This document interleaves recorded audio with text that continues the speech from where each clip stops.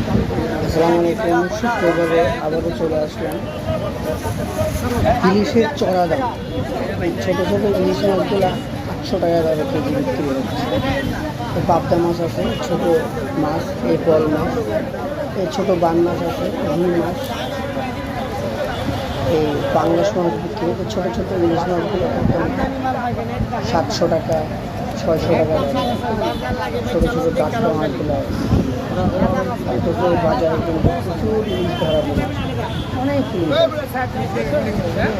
সাধারণ তারা মানুষের ছোটোখাটো যারা আছে মানুষ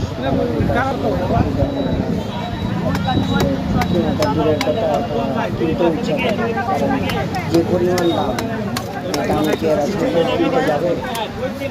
বাজারে ইলিশ প্রচুর আছে, অভাব নেই। ইলিশ আর ইলিশ, ইলিশ আর অথচ তারপরেও তারা দাম ছাড়ে। এরা বলে পাইকার থেকে তারা দাম কিনে নিয়ে আসে। আমরা তো ক্রেতা, আমরা তো কিছু করার নেই। বেশি দামে কিনে নিয়ে কী করবো? এই কই মাছ, ছোটো ছোটো রুইয়ের বাচ্চাগুলা এখানে মাছ কেটে দিচ্ছে, সবাই নিয়ে আসতেছে। রুই মাছ, কাতল মাছ, বড় বড় মাছ, এই যে বড় ইলিশ, এগুলো হচ্ছে 1400 টাকা কেজি। ছোট ইলিশ, এই যে পাঙ্গাস, ছোটো মাছ, গুঁড়া মাছ, বড় ইলিশ 2000 টাকা, 2300 টাকা, 2700 টাকা আর 300 টাকা পর্যন্ত ইলিশ।